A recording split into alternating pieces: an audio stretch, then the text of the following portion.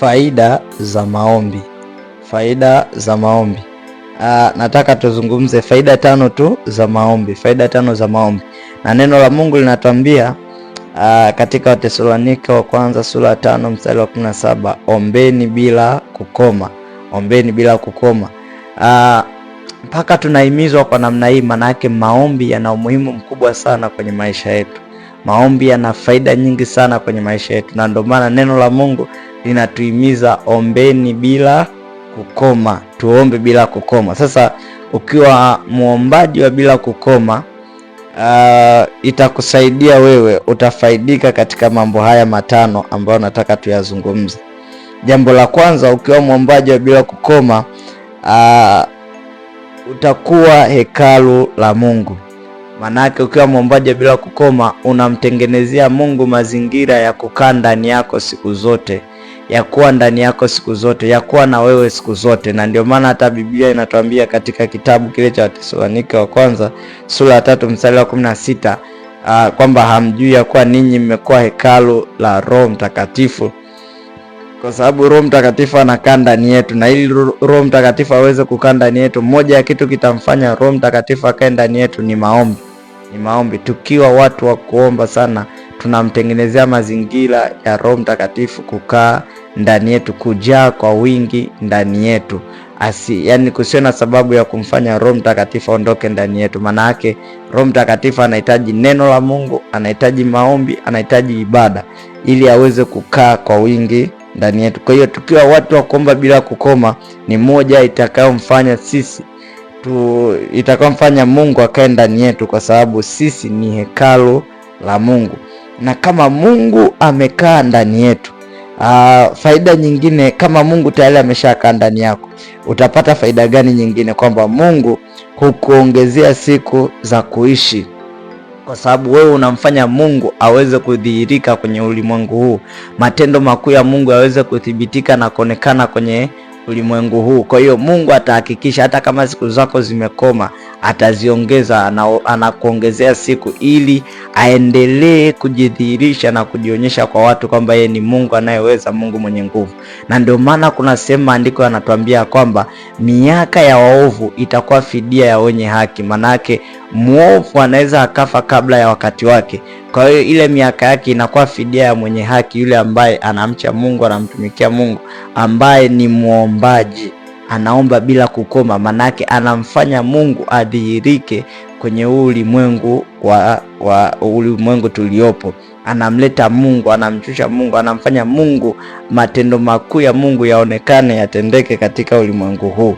Sasa kama Mungu pia ameshakaa ndani yako, faida nyingine inayoambatana na Mungu kukaa ndani yako kwa sababu ya maombi yako ni hii, kwamba utazungukwa na nguvu za Mungu. Kama Mungu anakaa ndani yako, maana yake nguvu za Mungu zinakuwa zimekuzunguka.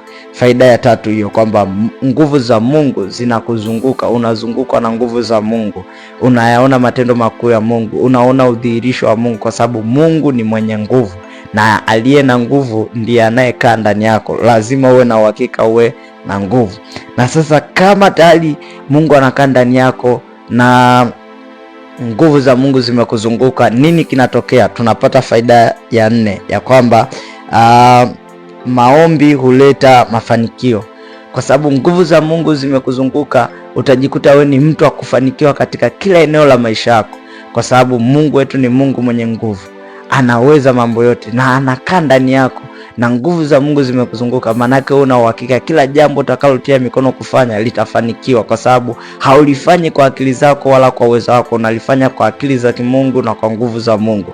Siku moja nilikuwa naomba, Mungu akanihimiza. Wakati alipokuwa ananihimiza katika kuomba bila kukoma, alikuwa akaniletea wazo, akaniambia, nikasikia kitu kinasema ndani yangu kwamba mawazo yanayofanikiwa ni mawazo yanayopatikana katika maombi. Siku moja nikaa namuuliza Mungu, kwa nini mbona kuna mambo mengine hayafanikiwi, ninafanya hayafanikiwa? Akaniambia, una uhakika hayo ni mawazo yangu? Kwa sababu mawazo yangu lazima yafanikiwe.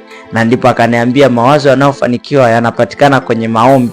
Kwa hiyo ukiwa ni mtu wa kuomba bila kukoma, maana yake uwe una uhakika Mungu atahakikisha unafanikiwa katika yale unayoyafanya.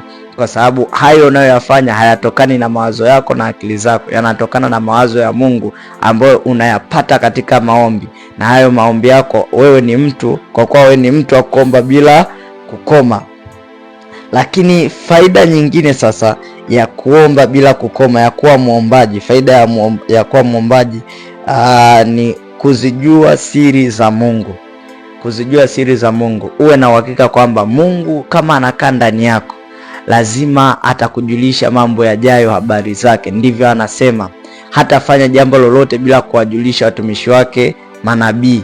Kwa hiyo kama Mungu anakaa ndani yako, uwe na uhakika lazima atakujulisha ni nini kinachoendelea mbele yako. Na asipokujulisha, basi ujue amekunafikia.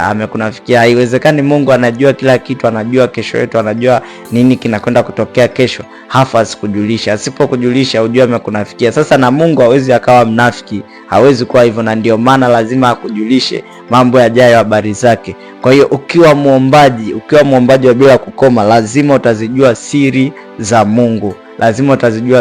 Mungu. Rafiki yangu, unahitaji kuomba bila kukoma ili uweze kunufaika na faida hizo, ili uweze kuzipata faida hizo 5 ambazo nimekueleza. Ziko faida nyingi, lakini hizi ni mojawapo. Hizo faida 5 zitakufanya wewe uwe mtu mahiri na mtu wa matokeo katika ulimwengu.